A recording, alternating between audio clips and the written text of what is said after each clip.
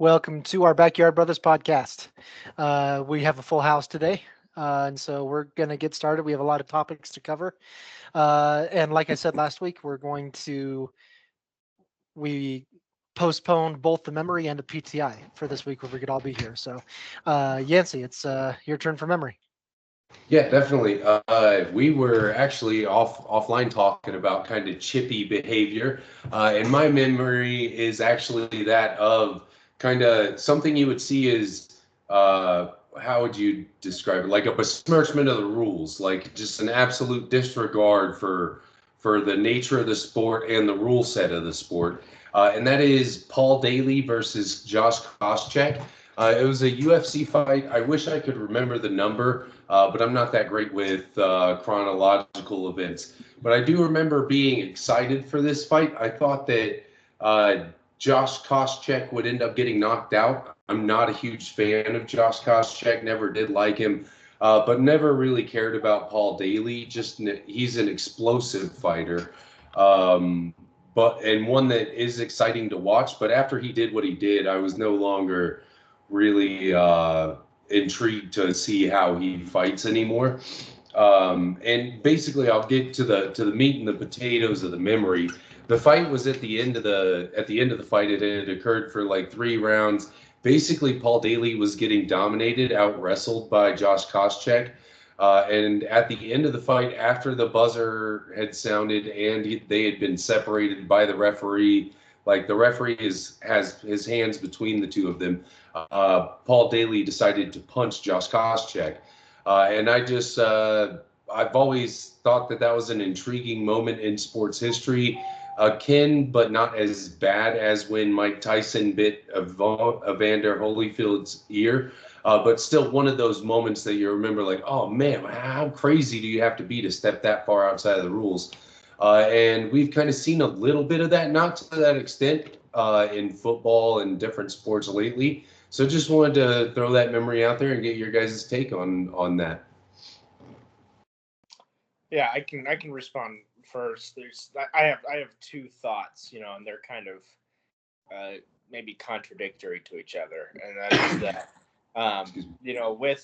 with combat sports, I would say, and correct me if you think it's lower, but I would say 99% of the time, before a fight, the fighters, tap gloves and say, hey, good luck. And then after a fight, that's what they do. They tap gloves and say, hey, good fight. 99% of the time. And, it'd be rare for something like that to happen. And I think it's because no matter who it is, you got respect for your opponent, and that's how sports are in general. And I think that athletes respect athletes. We've talked before about how fans don't respect athletes. And that's something that needs to change more than athletes respect athletes. But when something like this happens, it can really tarnish the view that fans can have of a certain athlete. Then the second thought I had was just with the fight that I know me, if I'm trying to be a boxer, trying to do more combat fighting, and somebody's just trying to wrestle me the whole time, I'm gonna be mad about it, and I'm gonna want to punch him. So I can relate a little bit. It's like, I just want to hit you. Get away from me. I think my thoughts are very similar to yours, at least your last one, Dustin. And it's just more of a I'm impressed with the respect of the ability that these fighters can have to separate the idea of I'm in a sport right now. Good luck to my opponent. I'll respect you. I'm going to do what I can. And at the end, we'll go out and get drinks, whatever. That kind of mentality versus almost anyone else, I would assume, especially me. If I get punched in the face, I have this like, I see red now, kind of thing. I'm gonna go until I kill you, kind of thing. That's kind of like how dare you punch me? And these people have this ability.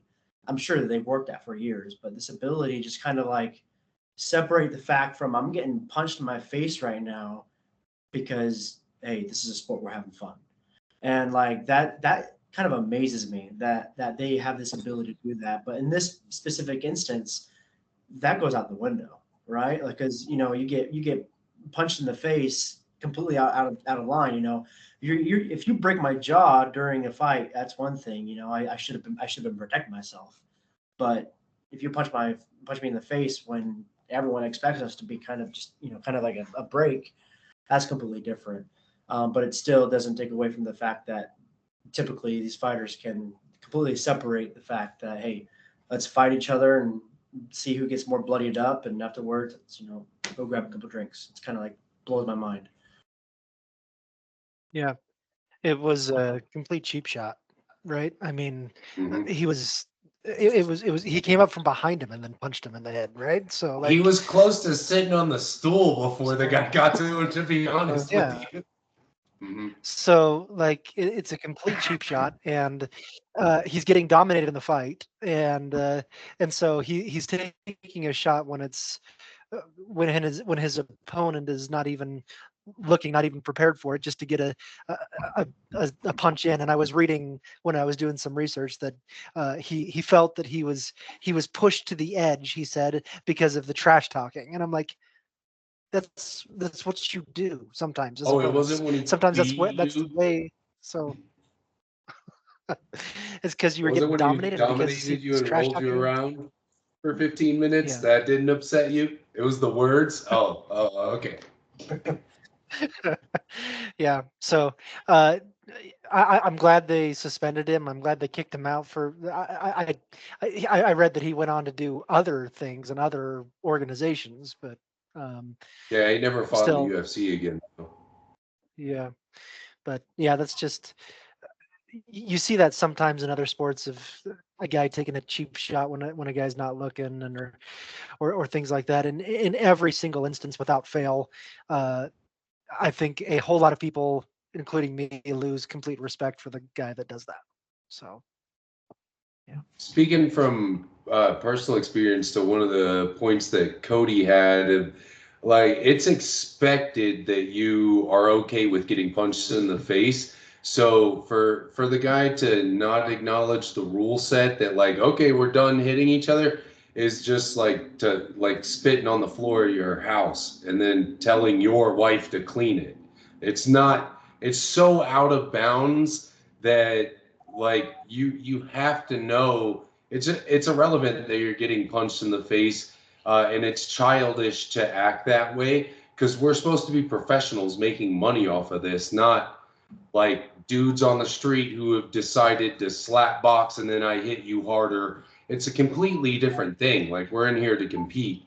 And so I just wanted to speak to that so that way it didn't come across like that's a disdainful to act that way in a sport. It's like when Puka Nakua was kicking people in the nuts. Like it's not, you don't do that. It's not okay. And I'm not going to pretend like it's a technique. You know what I mean? Hmm. Yep. Okay. Great memory. Yeah. So we have a quick baseball minute. We haven't had a baseball minute in a little bit, but so the New York Mets have agreed to a contract with Juan Soto to a 15-year. I'll say a 15-year contract worth $765 million. That is the largest contract in sports history. Um, Baseball doesn't have the salary cap that other leagues do, and we talked about that last year when I'm slipping my mind. The Dodgers pitcher slash hitter guy Utani. signed. What's his name? Otani. Someone help me. Who? Yeah, Shohei Otani. Otani, yes. Um, and so they can do that. It's just a kind of a market league.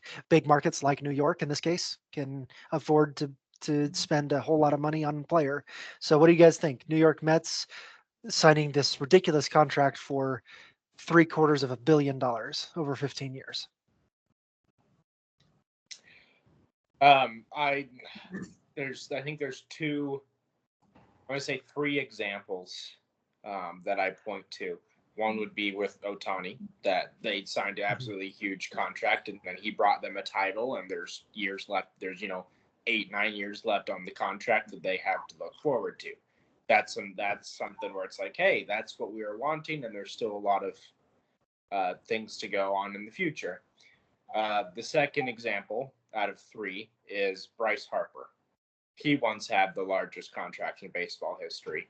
In Philadelphia, he's brought them MVPs and he's brought them a title appearance, but no rings to show for it yet. And so sometimes it doesn't pay off. The third example is Ken Griffey.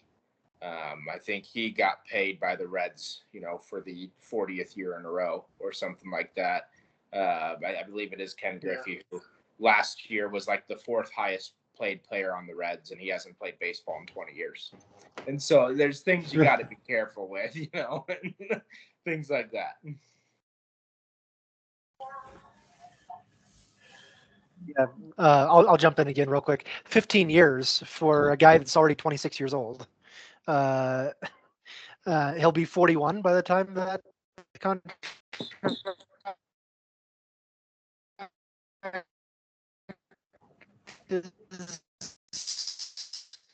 I mean, it's not unheard of. Scott, you're cutting out quite a bit. Case Yeah, internet's going wild. Yeah. that could possibly happen. Yeah, I think your internet's struggling a Hold little on. bit. Yep. There we go. Can you hear us live again? Covers.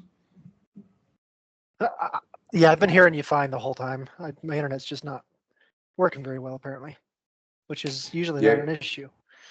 You're like slowing down, and then we're catching up to you probably 2.5, 3 seconds later. Can you hear me fine now? Am I normal?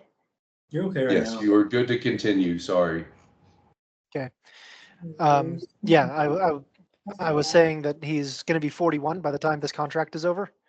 I mean, he had the best season of his career last year. He was an MVP in the American League, and so obviously they wanted to lock him up in the other New York team. He played for the Yankees last year, now the Mets this year. So, but yeah, I worry about a 15-year contract for a guy who's closer to 30 than he is to 20. So, but.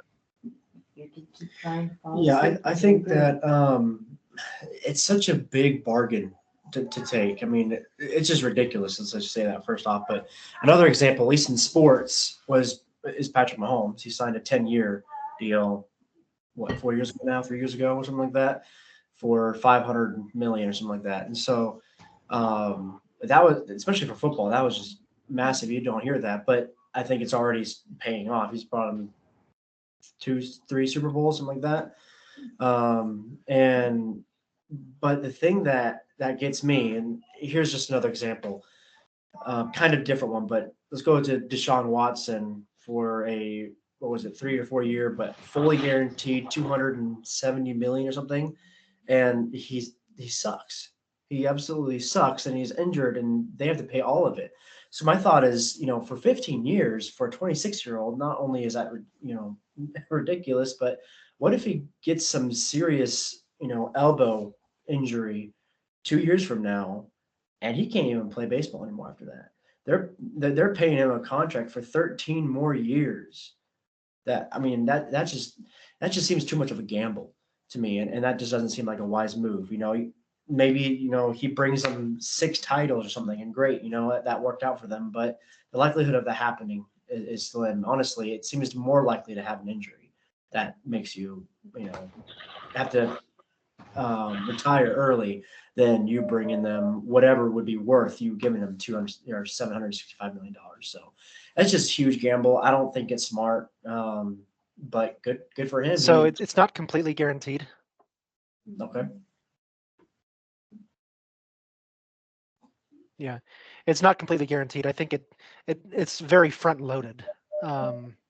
Is what I was looking at. So it's technically it's fully guaranteed through 2030. So 6 years, fully guaranteed, and then after 2030 through 2039, those 9 years include a club option, and he can opt out. And so it's very front loaded, but so 6 years fully guaranteed. But,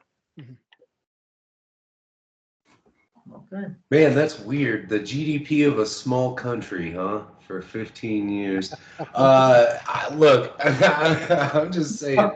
That's a really interesting structure too. You said that most of it comes in the first six, and then last nine is going to be some kind of like options and whatnot.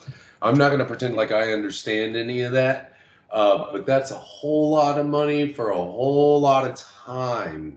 And in sports, if there's one thing I know, it's that you can get a whole lot of one, but not a whole lot of the other, and that's going to be time.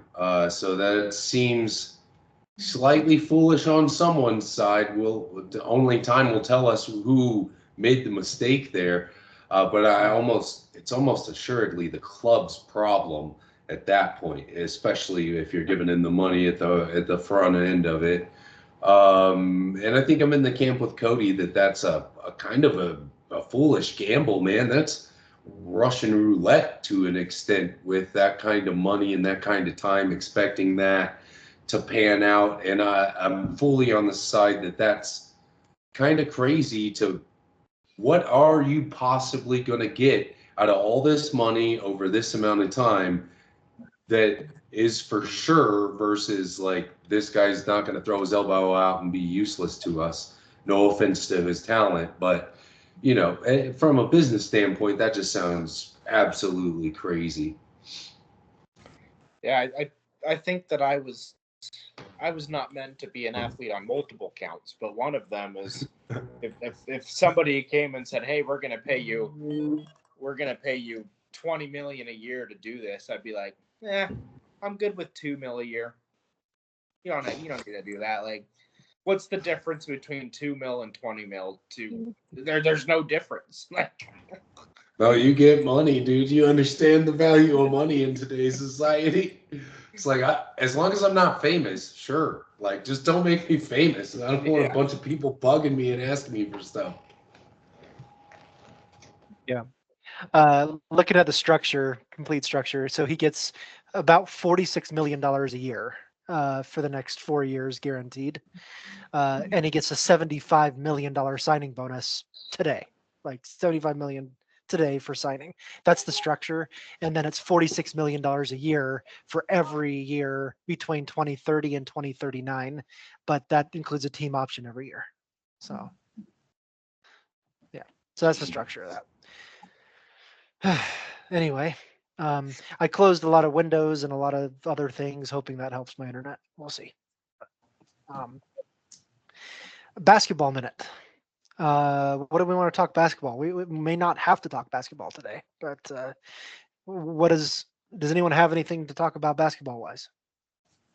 I think our LeBron bust, or not LeBron, but Bronny bust pick was dead on the nose. Not that everybody didn't assess that way, but that definitely panned out the way we thought it did. It was more like a mascot dog and pony show than it was my son deserves to be in the NBA type of thing. And that is what I'll point out. No, I have just a kind of a question to go along with that. We had mentioned that Bronny was really kind of a publicity. It's done more than anything else.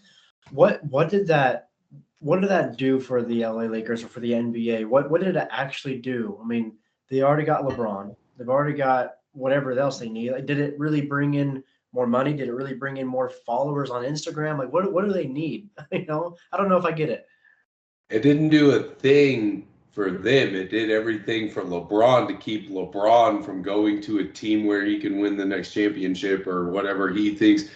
And the Lakers were willing enough to be like, yeah, sure, of course, King James, we have you. And so I think that's why the Lakers did that. And it had nothing to do with what the Lakers fan base wanted, needed, or cared about, and everything to do with appeasing LeBron. Yeah, what it did is for the first 10 games of the season, it sold out stadiums and it increased viewership on television for the first 10 games of the season. And, when you live in a business world, it's always about how can I make that percentage go like this tomorrow. and next year and all that stuff. And so all they care about is making that percentage go like this.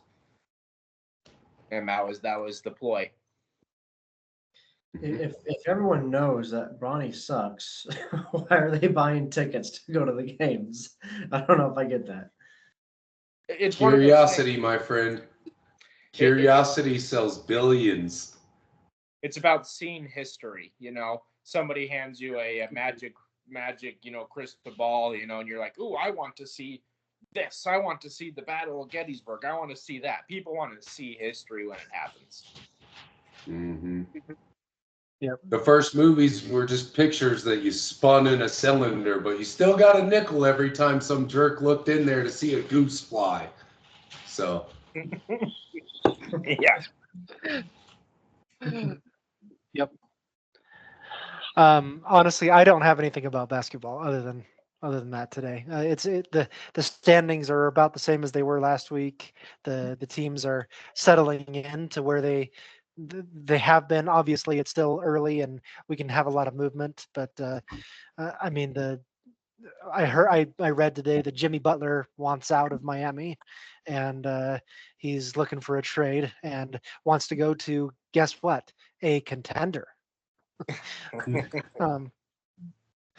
So we could get a trade for a big trade, probably with Phoenix or I can't remember the other ones that he mentioned, but Phoenix was one of them, to play alongside Kevin Durant and Devin Booker and all that.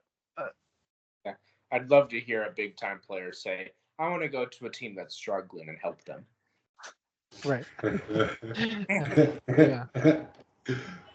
Good. I think that just the one thing that I would bring up is I was worried when the Thunder lost Chet to injury, but I mean Thunder are like 13-3 since he went down or something like that. They're dominating the West and doing great even without him. Who stepped up to take his place, if you know? Hartenstein and Jalen Williams have both been able to step up. Cool, thanks. Or Hartenstein out too, I forget.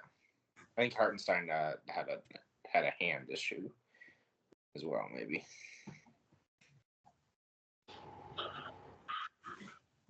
Yeah. Okay. On to football. A lot of stuff, NFL and college, where we're going to spend vast majority of the next probably 45 minutes. So, what NFL topics do we want to talk about? I kind of put some in offline in the chat, but we're not married to those or in that particular order. So, go ahead. You said NFL, NFL? what you want to talk about? NFL, yeah. Good. What happened here to this? Have you guys seen any of this thing with Brett Favre? And I might, maybe it proves the point that I don't know his name, but this idea that he's blaming Brett Favre for taking away his sack record by giving it to Strahan. Maybe I'm proving a point by not knowing his name.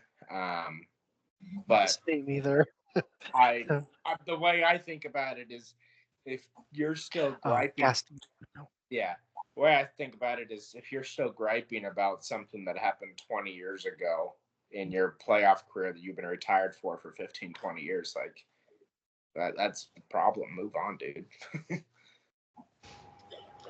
Yeah, I've seen That's things like, I don't know what it actually is or what's happening. So. yeah, I saw a limited, just kind of a video that said it looked like they were getting chippy with each other over it. Like the dude that you're referencing, that none of us know who this is, was basically just complaining to Brett Favre. Look, that's like me. Let's say you and I had a wrestling match in high school, and you go on to, do the adult thing and live your life and have success in other things, to the point that you forgot that I exist. But then I see you at the grocery store and I say, "Hey man, let's wrestle. You beat me back in the day, but I've been You're going to look at me like I'm a psychopath, because I am, and I clearly should have done something else. And that's, I think, what is happening to Brett Favre. It's like, what? All right. Sorry that happened to you, dog. I'm doing other stuff like robbing Mississippi. So, inappropriate.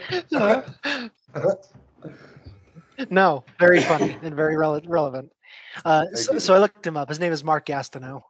Um, and Mark Gastineau, I mean, he has a pretty good case for being remembered, but before our time, our father's times. Uh, he uh, he was the NFL Defensive Player of the Year in 1982. He was named first team All Pro 4 separate years, went to 5 Pro Bowls, and led the NFL in sacks in 2 straight years. So I mean, he was a good player. He was a really good player, but that's he's not Michael Strahan. Sorry, Mark, you're not. Yeah, and I think to provide some context, as I know I brought it up, I know a little bit more, is that Gastineau is not in the Hall of Fame, and he's a little upset about it, and he's blaming that Brett Favre took a sack that was not needful that made Strahan break his sack record, and that's the reason he's not in the Hall of Fame, and which is kind of ridiculous, like I said, to still be talking about that. But I did see a statement from Brett Favre saying, I'm sorry that this has gained such publicity, and I absolutely agree that Gastineau should be in the Hall of Fame. He was fantastic, and there's nothing that I did that was intentional in any way about that, and I agree that he should be in Canton. But anyway, it's just a news topic, just drama. Yeah, it seems like a wrong place, wrong time event for Brett Favre. I don't think that he has anything to do with that guy being in the Hall of Fame or not. And it's just kind of a silly thing to bring up. I agree with Dustin that is mostly drama. But unless they're going to give you the Hall of Fame on your acclaim, they're not going to, if they don't feel like you deserve it, you're not going to get it. So there's no sense in complaining to some quarterback about it. Yeah. Agreed. What else do people have? Let's see. Yeah. We're on college football. Or go ahead, Cody. I didn't mean to cut you off. No, you're fine. NFL. I just thought I would talk about some teams that are doing really good that we probably didn't expect to be doing really good, whether it's first year head coaches or rookie quarterbacks, rookie players, and maybe along that topic, people who may be a good pick for coach of the year or a rookie of the year, just kind of something along that. And I think there's several, but in my opinion, I mean, there's a lot, but Dan Campbell, I feel like he's done so amazing that he's staying consistent with it, and just amazes me. But like I said, there's so many different teams. Mike Tomlin still amazes me. There hasn't had a losing season in 18, I don't even know how many years, 20 something years, I think, and that's just amazing. Especially he's 10-3 or something now this year. And I could list probably 6 more teams that's at least impressive. So I just kind of want to hear from your guys' thoughts on either a coach of the year candidate or just teams you thought are doing better than you thought or good rookie players. Dan Campbell certainly deserves his flowers right now. How aggressive he is just, it's fun to watch. It's what you would do if you were playing Madden, but he does it in real life. Like the way that he won on Thursday this last week, going for fourth and, I mean, it was like it was 4th and 1, but instead of kicking the field goal to go up by 3, he decided to go for it, even though if he didn't get it, Packers would have a chance to go down and win, but he goes for it so he can take the entire time down and win on a field goal. And not only that, but he went for it 5 times in that game, including 3 in his own territory, and he got 4 of them. And the only one the Lions missed, the Packers capitalized, scored a touchdown on it. But we talked about it last year that with Dan Campbell, you have to be willing to accept the losses that you're going to get from those risks, at the same time of of being able to accept it when it wins, and it's won a lot more than it's lost this year. And just imagine like Super Bowl, if the Lions are in it, you're going to see him going for these fourth downs that are just absurd, that no one has done before, like going for a fourth down on your own 25-yard line in the fourth quarter. So things like that, and it's amazing. He has the balls to that no other coach has really had before to do these kind of things. So it's fun. Um, the other one I was going to talk about was Kevin O'Connell of the Minnesota Vikings. I think he is what he has done with Sam Darnold. Like, um, you've got to also blame the Jets as well as laud what Sam Darnold is doing and also what Kevin O'Connell has done. To Sam Darnold is a legitimate MVP candidate right now. He is one of the best quarterbacks in the NFL with quarterback rating. He's winning games. He's throwing it deep down the field. And these Vikings, they're 11-2, and they were picked universally last to finish in their division by most people, even behind the Bears. And what they're doing right now, they have a chance still for the number 1 seed. They still play the Lions later this season, and so it's crazy.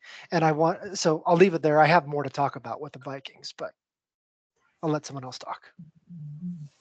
Yeah, I think I agree with basically everything you've said. The Lions have been incredible. They've kind of continued that momentum that they had from last year.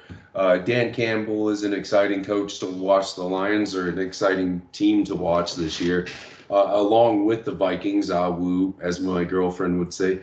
I think that a lot of what these teams are doing comes from kind of a more youthful coaching staff.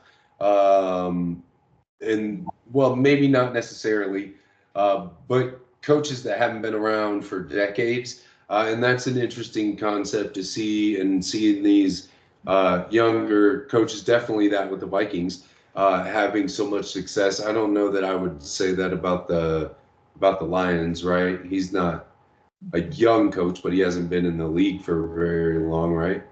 Yeah. I mean, he hasn't been a head coach for a long time, but he was a tight end, and then he was an assistant coach for a long time. But yeah.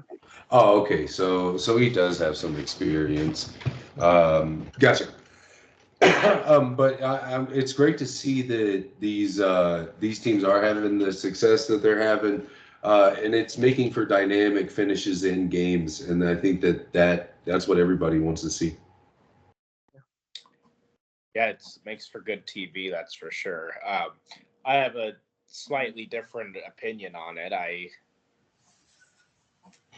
He's constantly getting lucky on making bad decisions. It's just how I see it, is when you're tied and in field goal range and it's fourth down, you should kick the field goal. Like there really should be, like, you should always try to take the points, either to take the lead or to tie it up, because if you miss, you lose. And so I think I'm glad that he's been successful, that he's making decisions that are allowing them to win games. But I think that a lot of the time it's probably the wrong decision. And that if these decisions went the other way, we wouldn't be talking about him as, oh, wow, he's taking chances and doing great, being aggressive. We'd be like, what is this guy doing? Is this Matt Eberflus 2.0? Like, that's what we would be talking about if the Lions were instead 6-6. I'm glad you have that take, because I 100% disagree with you, 1,000%, because this is a guy that is going for the win. He doesn't want. It was a tied game, right? It's not if you miss that field goal you lose. He gives if he makes that field goal, he gives the Packers, who had already scored 31 points against his defense, about a minute and a half to go down the field to tie it up or to win the game. He said, it's 4th and 1. I have the best offensive line in the NFL. I have 2 running backs who are some of the best in the NFL. I'm going to go get this 1 yard. If it's 4th and 7, he's kicking the field goal, right? It's 4th and less than a yard. So I love his style. I love what he's doing, and I also I love the you see all the analytics, right? You see the analytics say go for it. In that case, the analytics said kick the field goal, right? At that point, but he goes even beyond that. And he says, no, I am going for the win. I'm going to take all that time off the clock, and I'm going to kick the field goal. And I also love the idea when you score that touchdown, let's say you're down by 7 and you score a touchdown with no time left. I'm for going for 2 and taking the win right there. That's what Never. I always. I'm Never. always for taking the win right there. Don't leave it in your hands. Go for 2, and get the win. That's how I would. That's how I play Madden. That's how I would coach my team. I want to leave it in. I want to take control of the game right there and not let it go to overtime. And maybe the other team gets the coin toss, goes down the field, scores a touchdown. I never see the ball again. Like I want to win it right there. We So should start playing Madden for $10 a game. And I let agree. me Yeah. let me jump onto Dustin's side real quick and Yeah. say, just because you're sharing needles and not getting AIDS doesn't make it a good idea to share needles. I agree that Dustin is like kind of being a little more on the side of reason here with like, look, it's working for him, but that's not exactly the way to go. To go for it on fourth 5 times means that your offense is being like moderate at best as far as success goes. In Peyton Manning's words, you're using your fourth best play now to attempt to gain 10 yards. And so, I guess, but I believe that it's more luck than strategy at that point. When you're depleting your chances to go for it, and now we can get it because there's 1 yard left. I'm more on the side that Dustin was on, that he's more getting lucky making bad choices. More because I've done that in my life, my entire life. I made bad choices and just been like, hey, I'm all right. But that doesn't mean they were good choices. You know what I mean? Just because you come out on the right side of them. So that would be my 2 cents. I'm interested. I've seen Cody's face jumping up and down like he's got Tourette's. I'm interested to see his view. Are we 50-50 here, Cody, or Yeah, am I we're alone? 50-50. I mean, I'm 1,000% with you, Scott. And I have so many thoughts right now. I'm trying to figure out how to even like put them out there. But I guess to start with, Dan Campbell is extremely intelligent strategist when it comes to it. Let me tell you that if he had the Panthers team, he wouldn't be going for it for a lot of these things. But he has one of the best teams in the league, and he knows it. He knows it. I have exceptional talent across the board. I have the ability to do this. I'm going to call. I have Ben Johnson. He's my OC. He's an amazing OC. I trust him to do this. We're going to do it. And his whole idea is I'm not going to give Matt LaFleur and Jordan Love and this good Packers team even a chance to come back. I'm at fourth and less than 1 with the best team in the NFL. I'm making this. I'm doing it. And I would have done the exact same thing. And so that's complete strategy. That's not just I'm gonna. He's not doing that. It's not a coin flip in this case. Yeah, he's not doing a coin flips. He's really analyzing it and thinking this out. He's really really intelligent. But a lot, and in this instance, fourth and less than 1, I think almost every team would have gone for it. With these analytics, the way they were, they probably all would have at least tried for that. And so, in this specific instance, I don't think this is very specific to Dan Campbell. I can agree with that portion of it real quick. I do want to say that the fourth and 1, but going for it 5 times, I do want to say helps me side with Dustin. But in that one specific instance, I do want to negotiate my stance on that a little and say that, yeah, I'm a little with you guys there. Okay. So I see that kickers in today's NFL are 90% plus.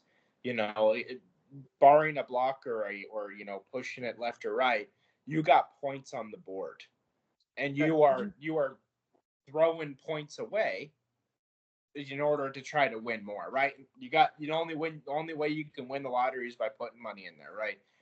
I agree with that. I agree that you do these things. I agree that the analytics say when it's 4th and 1, go for it. But what I don't like is two things: that when you have points on the board and you decide to gamble them away with the risk of getting nothing, and then also the message that it sends to your team, where you say, I got to get lucky because I don't trust my team to stop the other team. That's the message I don't like, is I don't trust my defense to stop Jordan Love. You can't, you got to be a good coach in that way and trust your team to stop the other team. I see it differently. I trust my offense to keep the ball away from this other team, because the truth is you're playing an NFL team. These are professionals. Yeah, your defense might be able to stop them, but they also might have some good plays because they're professionals. They know what they're doing. And so the idea is, do I feel like I have a better chance at getting this 4th and less than 1 than I have at my defense stopping the Packers for what was like a minute and a half left or something like that, 2 minutes, whatever time. I mean, we've seen people like Patrick Mahomes, Josh Allen score in less than 10 seconds. And so when you give a very good team more than a minute, it's a tougher gamble. And so I totally agree with Dan Campbell there. I know you were going to say something, Scott, before it gets you though. As far as with Scott's idea of going for it on 2, if you scored and tying it up, that idea, I like that idea in the NFL, because in overtime, if they win the toss, they can just go down and score a touchdown and the game's over. You don't even get a chance. And so with that idea, but if it was college rules, like everyone's going to get a possession, no, I agree with you there, Dustin. I would kick a field goal because I know I'm going to get a chance at least. I have a chance to stop you and I have a chance to score. But in the NFL, with the current rules, I don't know if I'm going to have the chance. So I better take my chance right now to win this game. And so that's where I sided with Scott on that. Yeah. Two last things for me, and we may spend the rest of the time on this discussion. That's totally fine with me. But two last things for me, though. I have to remember one of them, but the first one I kind of got knocked around. But so the Lions were down 13 defenders last night or Thursday night. They're like completely obliterated on the defensive side of the ball right now. Almost all of their starters are out with injuries, and so that's one of the reasons I think that he chose to do what he did. To Dustin's point of trusting your defense, I don't think he did. I also agree with Cody that he trusted his offense to win them that game, and I think the absolute sweetest, greatest thing that would happen for me, Lions and Chiefs in the Super Bowl. Lions go for a 4th down to win the game. That'd be great, wonderful. It'd be perfect. But I also it now. But I also think it's a change. It's a different philosophy with the 4 of us, right? Dustin and Yancey, I would imagine you 2 are defensive coaches in this case. You're very defensive. Cody and I are the aggressive offensive coaches, and I would love for the 4 of us to get into Madden and play with our different philosophies and how we attack this. Yancey and I have played Madden several times, and we've each beat each other a few different times, and we know Yancey and I have very different philosophies of playing the game, and we've seen that, and so I'm much more aggressive, and I go for it more often, and I listened to something recently about like coaching hires and things like that. And did you know that some people, like a general manager, plays Madden with coaches that come in to interview for the game? They play Madden because they want to see what their strategies are in a game, and they want to see those types of things. And that, I think that's obviously you're not going to do that whole thing, but here's your audition to be my coach. Here, play Madden with me, and here's your audition. I want to see how you call this game. So that's pretty crazy. It's like if you want a pilot, are you going to just have him fly you around right away? No, stick him in a simulator, see what he's comfortable with, see what he's not comfortable with. And I think that that's a great way to have a no-risk assessment of someone's mentality. Like, because if I can get you to sweat on a video game, I'm going to break you in real life. You don't want to deal with me in real life because I can put a different type of pressure on you. But if in a video game, I can make your mentality discombobulate and whatnot, and you don't know how to tell 22 grown men what to do when, then it's a whole different thing. But it is a very good way to look at how you think in the moment when there's like, because also wouldn't that kind of throw you a little bit? You're about to play Madden with an 80-year-old man who owns a football team. That's got to be odd. I would make my grandkids play for me, but that's just me. I think that, but I think that's an awesome tool and evidence that we live in a simulation. Whoever's next. I remember a couple weeks ago, the Bengals scored with like 4 seconds left in the game, and and then they went for 2 to win. They tied it up. Sorry, didn't tie it up. They're down by 1 because they just scored a touchdown, and they went for 2 to win the game, and they missed and they lost. They had to walk off the field and say that sucks. And it's just, again, it's one of those things. It's like, why would you leave those points there? Cody, I think you brought up a really good point of you don't know what overtime, if you're even going to get a chance in overtime, but you got to look at the statistics and say, I've got a 90%, 95% kicker on a 30-yard field goal or a 15% chance at winning the game. And as a coach, if you're taking the 15% chance, you're going to get fired. And I would just say that I have. So if I could lean into your percentages there, I have a 95% chance of sending this game into overtime, and then I have a 50% chance to win. Right? Essentially, that's what we're doing. Or I have I'm taking my best play. Maybe it's 35%, 40%, whatever, but I have a chance to win the game right now.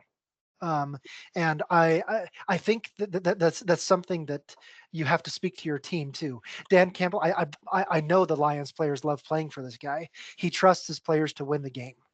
And I think that's a huge difference. It's a huge difference in philosophy to say, how are you going to coach this game? Are you going to play it not to lose, or are you going to play it to win?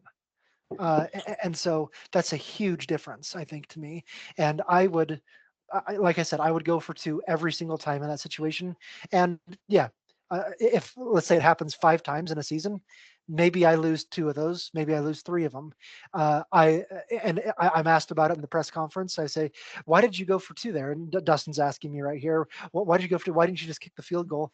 Do you regret that? And I would say, absolutely not. I would do it again, and I will do it again, and I will do it again, because that's how I want to coach the game. So. And to add on to that, the way I see it, I mean, you don't know if you're going to get it either way. You don't know if you're going to get right there at the going for 2. You don't know if you're going to get it in overtime, right? Yeah. So it's going to be a risk no matter what. But in my mind, I have a chance 2 yards away from the goal to do my best play and win the game right now, right here. Or I can kick a field goal. We can go overtime and hope I get the ball first, and then I have the entire field to go to try to score a touchdown. And so in my mind, I was like, I would rather try to do my best play 2 yards from the goal than to hope I get the ball and then go 75 yards to try to score. There's a big difference there for me. And if I don't get the ball, then they play our best defense. Let's hope they don't go score a touchdown. That's the idea. And so that's the way I see it. And for me, that makes a lot of sense. And I will say, I get it, and I'm sorry I'm not being convinced.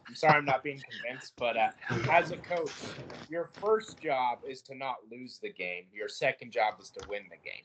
And yes, sir. And so when you're currently losing, your first priority has to be to not lose the game. Tying is not losing. Trust me, you get in more trouble for losing than you get rewarded for winning. Mm-hmm. I have to bolster Dustin's point here. Look, I am involved in online casinos. They don't give me $1 every day because they like me. They give me $1 every day because I'm going to play that dollar, and then 1 out of every 5 days, I'm going to maybe give them $20 back because they've given me $1. They don't like me, and it's not a gamble for them to give me $1, but it's every time a gamble for me to give them 20. Okay, so to Dustin's point, it's not a gamble to kick the field goal, the 90%, which is not a gamble compared to what is the rate of 2-point conversions in the NFL. I'll look that up. Probably Please. less than that. And I'll keep going while we find a number, but I'm sure it's lower than the extra point percentage when you kick it. Vastly lower. And so to speak to Dustin's point, it's a much bigger gamble than you guys are playing it down to be. To not go it even and play from zero every time. If we're playing from zero, I can trust that we can stop them from getting 70 more than I can trust the fourth play that's in my playbook, the fourth best, after so many series of getting us across that 1 yard, even though it worked that time. And when in regards to going for 2, that's 2 yards that you have to cover against an NFL defense that possibly leaves you in a 1-point deficit, which is all it takes to lose a game. And again, to Dustin's point, coaches, you get fired after X amount of losses, and you just stay hired if you win all the games every time. You just stay hired. That's the best that happens. And then eventually you go to North Carolina. The best case scenario of being the best coach ever is to coach at North Carolina. Come on, let's go Tar Heels. So it's obvious that our coaching philosophies are not going to be swayed by this discussion. It's obviously that we have our own philosophies and we're going to stick to it because we believe it's right, and that's fine. There's defensive coaches in the NFL. There's offensive coaches in the NFL. There's offensive coaches who have won Super Bowls. There's defensive coaches who have won Super Bowls. Like what's a 2-point conversion percentage? Yep. So last season was 55%. So better than half. This season's at a record. This season's at a record low of about 33%. A third of the time is converting this year. So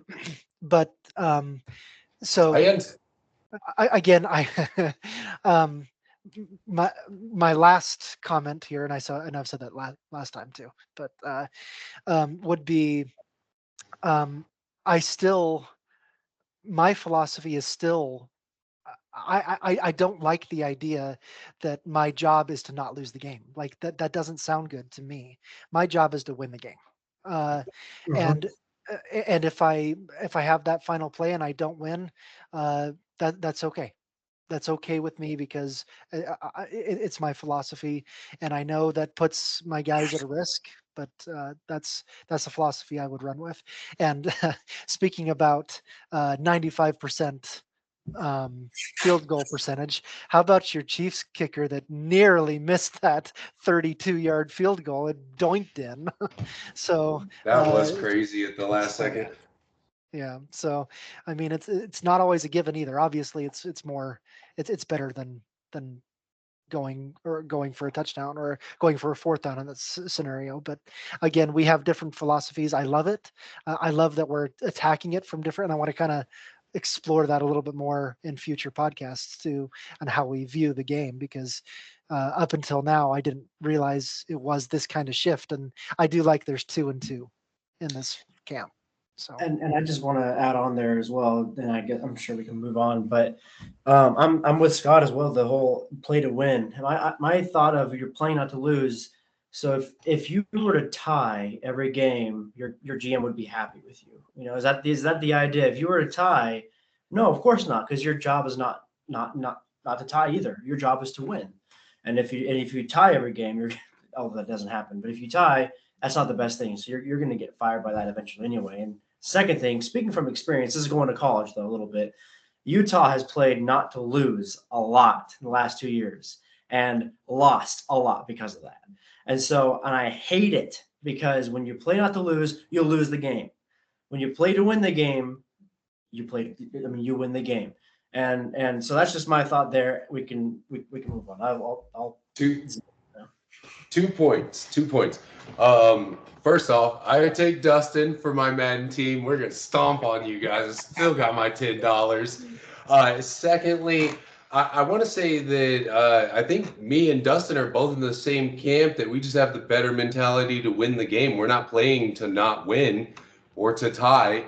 We actually just think that we have the more reasonable line of thinking to do that, to win the game, because you're not taking as risky thing. And sometimes it's just better to look. It might not be the most exciting or sell the most tickets, but Belichick was still wearing a hoodie winning games. You know what I'm saying? Like, sometimes the way to the finish line is to just do it right. That's all I'll say to bolster what I think Dustin's overall point was, and to say that's kind of how I feel about it. Yeah, and I think you're maybe misunderstanding this whole playing not to lose. I don't agree with at the beginning of a game you go and be like, man, I hope I don't lose. I'm going to be real conservative. That's not what I'm saying. I'm saying in the middle of the game, while you're currently losing, your job is to get points. It does not matter how, you've got to get points. And if you have the opportunity to tie or to break a tie, you have to get the points. You can't say, oh, I'll get points later. I won't worry about that. You have to get points right then, because right now you're currently losing. And that's your job, is to not be currently losing. Quick frame of mind question for both Scott and Cody. Let's say that onside kicks are testing at 70%. Do you start onside kicking every time because your team gets it? The teams across the board are getting it at 70% for the last 4 games. Are you going to start onside kicking? Because, hey, who cares? It's 70%. We're going to get the ball back. There's only 30% says we don't. Or is the change of field position in that of 60 yards plus a big enough deterrent to stop you from doing that? What side are both of you on, if that is the scenario? Purely made up from a Yancey mind, but I'm curious. It depends the game situation, obviously. If I know I need 2 scores, right, and I just got one of them, and let's say there's a minute and a half left, or whatever in the game. If I have all 3 timeouts, I'm kicking it deep, and trusting my defense to do that. But if I don't have all 3 timeouts, then yeah, I'm going to kick the onside kick, because if there's a minute and a half left, one of those lack of timeouts, or 2 of them, or whatever, that burns 45 seconds off the clock right there, and so it's half my time left. And so it also, obviously, I'm not going to kick an onside kick in the middle of the game either. We're talking end of game scenarios, and especially right now where onside kicks are at an all-time ridiculous, you're never getting it, period, kind of thing.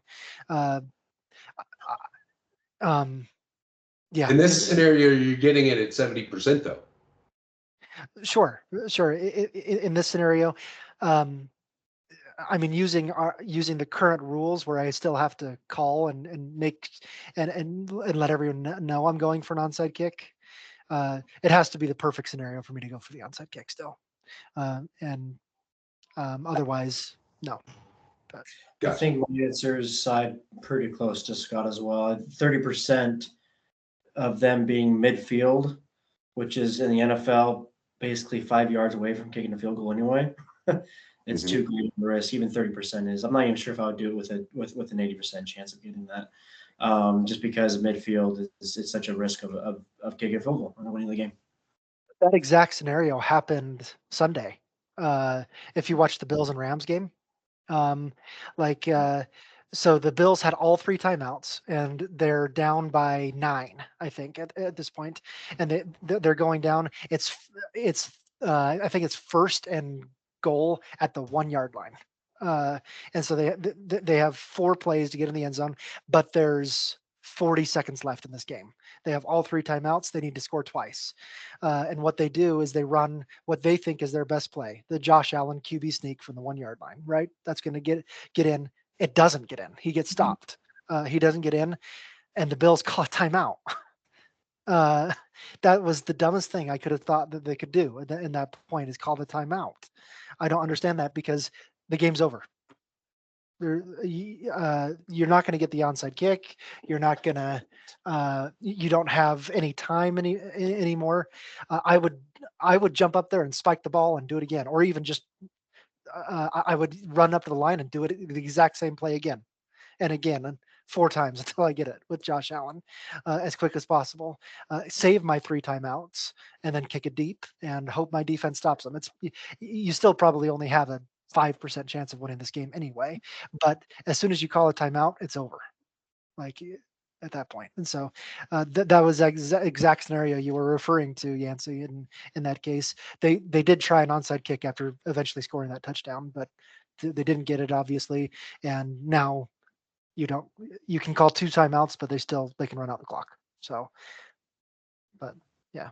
Yeah, I was just curious to kind of see like if it being a high percentage play sway to your opinion of the play, if it was worth it to give up half of the field. I was just trying to poke your brains and see that kind of just curious as to what your guys' answers would be. And I think we should explore some of this philosophy in future topics, like run or pass on this down and this distance, and how you're operating offensively. And I just want to tap into our differences in philosophies, and I'm really interested in that.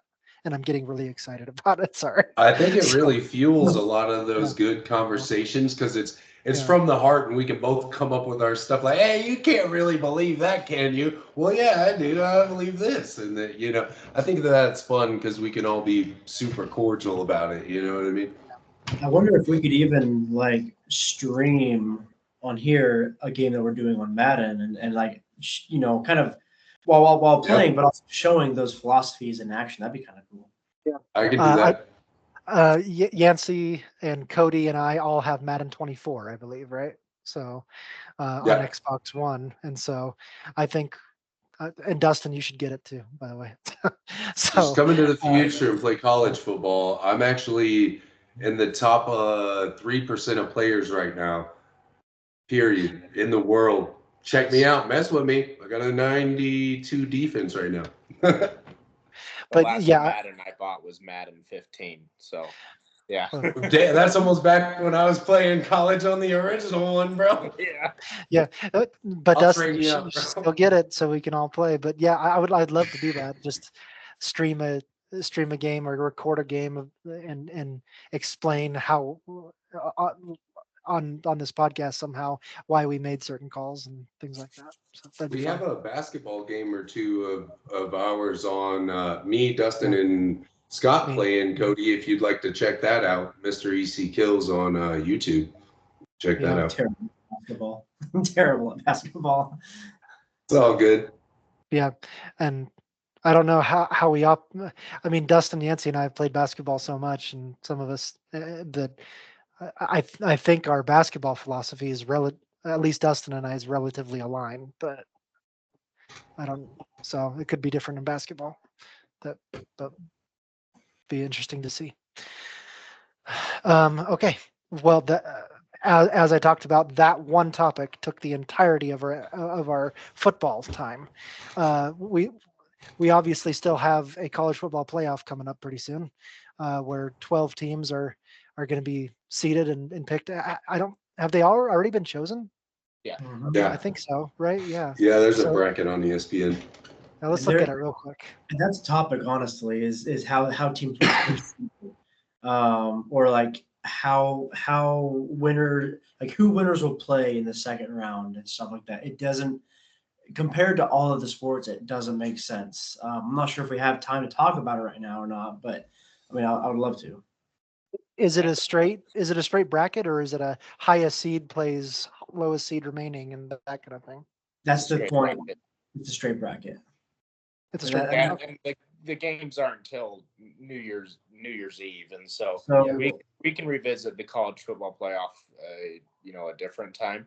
But we should talk about some of the other smaller bowl games or we don't have to talk about them since half the players aren't going to play in them anyway. But The first college football playoff game is the 20th. yeah. We are meeting next week, and so next week that's going to be what we have to talk about is college football playoff predictions and things like that. And when is the first bowl game? the 14th. This Saturday. 14th. Okay. Navy, Army, yeah. Oh, that's not the bowl game though. Oh no, that's just a regular game. We can First bowl game do is offline for the smaller bowl games, Mhm. the ones that Okay. the schools that are in them don't even care about. And Yeah. I was going to say Okay. the very first bowl game is an exhilarating matchup between Southern Alabama and I think Montana State or something like that. Western Michigan. Yeah. Okay, same thing. So University of Phoenix Online takes on Dartmouth. we'll do the first 5. It looks like offline, and then next week we'll cover all the bowls and the college football playoff stuff. So is that good with everyone? We'll do the first 5 offline, and then look at that, and then the rest of it when we meet next week. Okay, so for the remaining 20 minutes we have, just wanted to go through the PTI questions that I put up. So they were all rule changes in the NFL that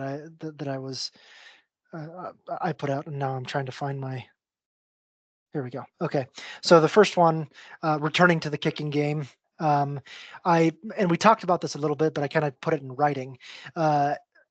I'm wanting to say, and we talked about it as you either return kicks or you don't, but it has to be one or the other, right? And so, in this case, kickoffs must be returned if the ball lands anywhere in the field of play, and that includes the end zone. If a player kneels down in the end zone, or if the ball hits anywhere in the field of play and then goes out of the back of the end zone, the offense gets the ball at the 20-yard line. If the kicker kicks the ball out of the back of the end zone without landing anywhere inside the field of play first, it's the same penalty as if you kicked it out of bounds. It's at the 40-yard line for the other team. PATs, no more extra points. Completely done. You have to go for 2. Although I'm changing it, a team can go for an extra point, 1 point from the 2-yard line, or 2 points from the 5-yard line. Field goals remain part of the game just as is. So the kicking game, the field goal game is still there, but PATs are done. You now have to go for an offensive play, either 1 point from the 2-yard line or 2 points from the 5-yard line. So let's start there. Yeah, I'll respond first. I think that I would agree and love most of those changes. I think I'd have a few tweaks. For example, I want to make the field goal post narrower. I want to make making a field goal harder. I can't think of any other sport where the thing that you do is a 90% success rate. The only one I can think of is probably like bowling. People are getting strikes all the time. I don't like our field goals being bowlers where they're getting strikes every time. So that's one thing I would change is I would narrow the field goal post. And then with the kickoffs, I like your idea. I think the thing that I would change is that the team that scored gets the choice of the other team gets the ball at the 25 or you kick it.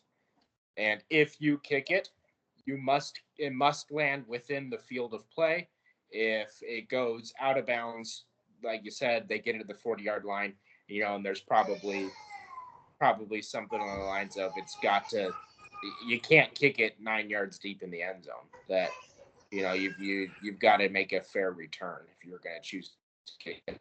Some type of a legislature around that. That means kicking it off starting at your 20-yard line, right? Rather than your 35.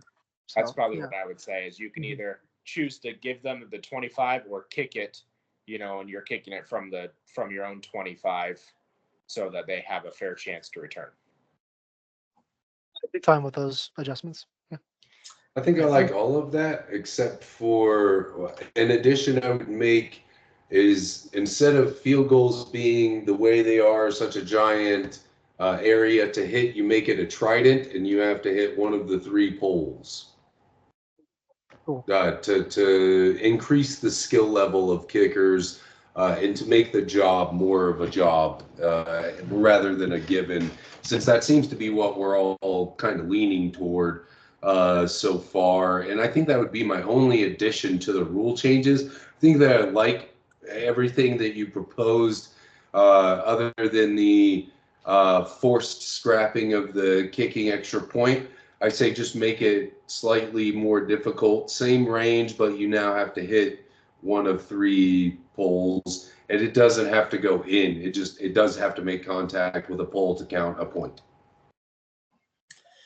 So I think I mean, I kind of like everything you guys are saying, and I agree with a lot of it. I like the narrowing the field goal. I like the trident idea. That's kind of a cool idea. I mean, I've seen videos of, I think it was like Evan McPherson he used the football to kick a water bottle off the top of a field goal. So if he was able to do that, he can definitely kick into a, aim, Um, I think the only thing I would tweak is no matter so I like the idea, Scott, of if it goes out of the back of the end zone, it's treated as a out of bounds penalty. But if it's in the field of play, including the end zone, you have to catch it and you have to return it. It doesn't matter if it's 9 yards deep into the end zone. You catch it, you return it. There's no options of kneeling in the end zone. There's no options of that. You have to return it. Now, I thought you had brought up a good point though, Dustin, with making them fair returns. And so, bringing it back to the 30 or the 25, I'd be totally fine with. But if they get a long kick and it lands 8 yards deep, you got to return it. That's the way it has to be. And I think that would be more exciting. I don't like the idea that there's a landing zone currently, which is a cool idea, but expand that to the back of the end zone as well. That's the idea. You have to catch it, you have to return it. Yeah, that's the only thing I would add or tweak. Yeah, sounds good. I'm also proposing changes to penalties for the NFL, and we've kind of talked about this in previous podcasts as well. Illegal shift and illegal formation should be pre-snap penalties. They kill the play before it starts, like a false start. So, yeah, 100% agree. Agree strongly. Mm-hmm. Yep. Every element of a play can be reviewed, and obvious and blatant penalties can be called after independent review from refs upstairs, or blatantly bad calls can be fixed and reversed by review upstairs. Obviously, there's a little bit of subjectivity that comes with this, right? The face mask on Sam Darnold in the end zone, like 2 months ago, counts. That's a blatant call that needs to be fixed. Obviously, again, the definition of blatant and obvious is subjective. I understand that, and I'm not defining that, but someone should. And that kind of call, as well as the obvious pass interference ones that aren't called, or the ones that are called that shouldn't be, that are really obvious and blatant, need to be fixed, and it needs to be reviewed. Can I propose an idea that would similarly? Okay, so as opposed to giving a subjective, I believe this was blatant. Let's have a panel of referees, an odd number, so it can't be skewed or drawn or whatever. Let's say 5. If a majority rule, because I think they do this in a lot of courts and stuff like that, if a majority rule of, let's say, judges says, hey, this was an egregious call, no other reasonable judge would say that this is how the law works, you do that with referees. If you get a 4 of 5 panel of referees that say, hey, guys on the field, we understand it's hard to be a referee, that is the wrong call. No reasonable referee would have been in a position to make that call. We have to overturn this. That's the only way I could say that you could save the integrity of the game and also get it right, is to have a panel of people so it can't just be dissuaded by the opinion of, well, those referees aren't as smart as these referees. That's why we use these referees, because then you get into a bickering contest of who knows the best. But if you have a a non-subjective panel of judges, this is their job, is to call out the BS because they've been referees for 15, 20 years. That's the stuff you go with, in my opinion. I'm perfectly fine with that. Yeah, I love that idea, honestly, and I like the whole idea of having them reviewed, understanding that it is subjective, but having a panel of personally, my number would be 7. I don't know why, I just like that number, I guess, but I would choose 7 refs to kind of be that panel reviewing these calls. The only thing that I would worry about with that is does this delay the game of play? Does it delay the pace after every single play? Especially the games that have a penalty like every other play. I mean, those games happen. Is this game turning from 3 hours to 3.5 to 4? You know, is that going to happen? That's a genuine concern I would have. Did you say advertising opportunity? Did you use a lot of words to say advertising opportunity? I'm sorry. We'll take that under advisement. yeah. Fair point. Fair point. No, I agree with you, Cody. But and I don't think obviously that face mask and a couple of these other plays stick out big. They don't honestly happen that often. The refs are fairly good at this. These blatant obvious ones stick out because they're the exception. But, Yeah, to answer a couple of the questions, one of Cody's is slowing down the game. I like how it happens, 8 times a game where somebody catches it near the sidelines and they say, well, I don't know if this was out or not, or I don't know what that is. Dean Blandino, our rules official, or whoever it is, call him out. What's this? And he goes, oh, yeah, it's this and this and this. And he knows it before the official calls it. And so, right? Yeah, so that obviously there's refs who can look at a replay and say, this is what happened, and they know it faster than the people on the field who have to go look at an iPad or whatever know it. And so I would say every game has 2 officials up in a booth watching replay monitors, and to Scott's point, their job is to either confirm or deny a call on the field. To say, oh, you called a holding, yes, that's confirmed, and they can do that. And they have that already for confirming touchdowns and confirming turnovers, and you can do that with pass interference and with holding and all that stuff. What I would be careful is that I in today's NFL, you can call holding every single play. You can call pass interference every single play. I don't want, the game to be going smoothly and then an advertising opportunity comes up because somebody upstairs said, oh, no, holding, back it up, all that stuff. And so, yeah, if there's a face mask, that's a safety issue. You want to penalize that. But you also, I feel like the game is over officiated as it is already, and I don't want to add any more bureaucracy. Yeah. Bud Light called. They want 2 more sponsorship opportunities. Please call a hold. So and Shane Gillis. Like, if you're like, you think you're making a joke, you are not. There will be companies saying we need more penalties. Yeah. Pressure put on that lobbyist. There's guys that get paid that's their job is to make that happen by those time slots. But to the integrity of the game, I don't think that trying to get it right sullies it, but I know that some idiot that needs 80 grand will find a way to screw this up and make himself a job. You know what I mean? Like, if that's the path we're going down, it's going to happen anyway. And so we might as well try to get it right, in my opinion. Yeah, this isn't part of my rules, but one that I'm thinking of. We have the technology now. Why aren't we not using it? Put a damn microchip in the ball. Put and the chains have a way for it to say, rather than having to measure and say, is that a first down or is that a touchdown? If the chip crosses the line, hey, it rings. It's green. It's a first down. Get rid of this old school stuff. We have the technology. You can put a chip in the ball. Yeah. So we can rebuild him. We have the technology. Anyway, look, I think the reason you can't do that is the same reason Tom Brady deflated footballs, because once you can affect the actual ball that is in play, you have a problem. And I can manipulate that chip if I have Wi-Fi, because that is how microchips work. And especially if it receives and relays commands, it can be manipulated by a 13-year-old boy with too much time on his hands. So I don't think that would be the answer, but I do think for sure the way that they're putting cameras on pylons and moving the pylons is a step in the right direction.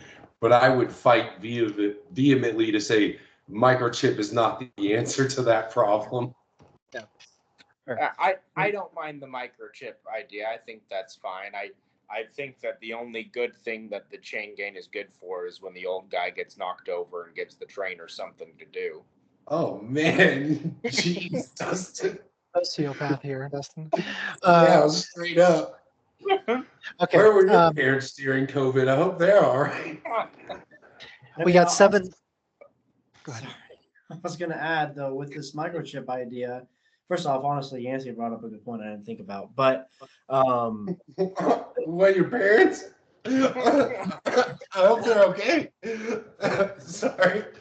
I must have missed that then. No, I don't know what you're talking about. But what I'm trying to say is this microchip idea would have to have some kind of sensor, though, that's around the entire ball, because it's any part that's crossing the line, And so, I mean, I don't know how technology works, I guess. I mean, obviously, but it has to be some kind of, I don't know. Okay, you guys know what I'm saying. Magic or force field, maybe. You come in contact with a Cthulhu demon and you ask it for 3 wishes. Cody, Sorry. you know what the size of the ball is, and you know where the sensor is placed in the ball. If it's right in the middle, you know that if the sensor is within 6 inches of the line, that's the sensor. Then you're good, because you know how big the ball is and you know how far away it is.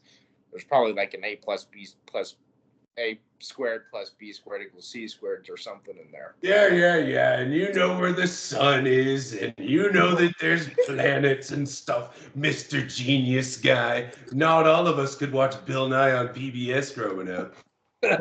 Square root of the letter P. So that's funny. Okay. Moving on real quick to other penalties. Unnecessary roughness penalties are subjected to the same 2-strike policy that unsportsmanlike conduct is. You get 2 of them, you're gone. As well as targeting penalties from college are brought to the NFL. A player can be immediately ejected if targeting is confirmed.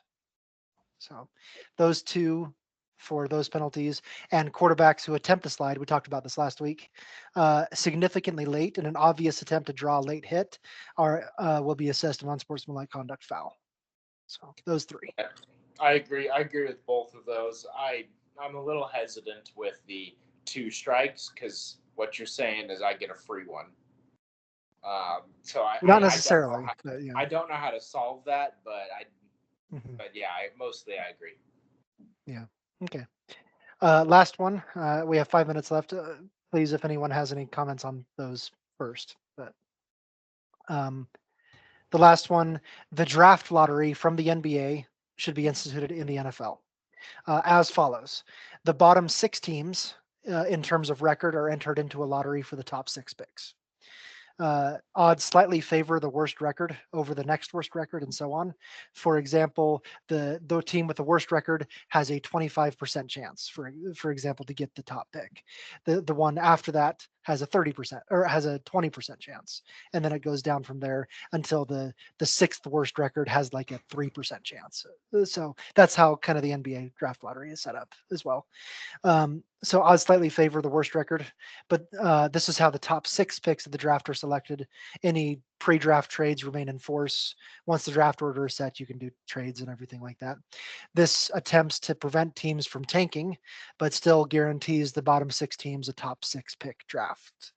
And the rest of it is as is, like 7th through 18th in records are automatically slotted where they belong, and teams in the playoffs as they go out are seated where they finished in the playoffs, and that's just how it is right now. There's no change there's no change past the bottom 6 teams. Yeah, I like the NBA draft lottery. I'd like to see it, but at the same time, when has getting the first pick in the draft ever helped an NFL team? Well, it helped the Colts with Peyton Manning. So And it's helped the Bengals so far with Joe Burrow-ish. He hasn't won a championship, but I mean, first pick has helped a lot of teams. Dallas Cowboys took Troy Aikman. I mean, it's not. I understand your point, Dustin, that it's not always. It's still a crapshoot, but there's sometimes where it's definitely worked. I don't think I dispute that. I think having a first pick is a good thing for sure. I don't think that there's a problem with that. It's just you need to know who should be the first pick is more important than having the first pick. May I ask what's the difference right now in the way that the system is divvied out, who gets the best picks and whatnot, as opposed to what the lottery would bring? The difference right now is that there is no lottery. It's just the worst record gets the first pick automatically, and then it goes up from there. So what's the problem with that? I don't. I don't like the idea that right now the New York Giants are tanking completely. They got rid of Daniel Jones, and instead of starting Drew Lock, they started what's his name from DeVito. Tennessee, DeVito, yeah. And then he got injured, and then they had to start Drew Lock anyway. But so they're tanking to get that number one pick, and I don't like that aspect. And I also like the aspect of this. There's a draft lottery. If you finish 5-11 or 5-12 or whatever, and get that, and you end up with the sixth worst record, you still have a chance to potentially get that number one pick. But it's still not very good. So. So what I mean, I think you're just gonna invite, rather than two teams playing like crap for 3 games, you're inviting 6 teams to play like crap for 4. You see what I mean? You're opening them up for more teams who are like, okay, we really suck. We need to figure out what we're gonna do. We suck now. We might as well just say, forget it and go for that lottery, because we have a far better chance in the lottery than we do of winning these next 4 games. Yeah. So I think you're just inviting them to do that more than you would otherwise. Because now it's just one team. One team has the chance at the first pick, and no one wants to be the worst if you're like actually trying. And so I think that would open up more teams to play worse toward the end of the season as an incentive to maybe get one good guy later. And I don't know that would breed integrity or character in the players or the teams that you know what I mean? I'm trying for that. Yeah. I get that for sure. That's definitely a consideration I hadn't thought of. Yeah, I was gonna say, I think I'm kind of on both sides. I see both yours and Yancey's points. I mean, I like the idea of minimizing the need to tank, minimizing that desire to tank, but at the same time, now you're taking for a 25% chance to get that pick, or having these more teams to do that. So I think I like it overall, and it would definitely minimize it. I don't know if it would hurt it any more than it already is, but it wouldn't solve the issue. Yeah. Okay, everyone. We promised we'd sign off at 8:15 no matter where we were. Thankfully, we finished that stuff. We had a great discussion today. I loved our discussion today. Next week, we're talking mainly college football, bowls and playoff. So Fun pod, boys. Yeah. So yeah. Talk to you later.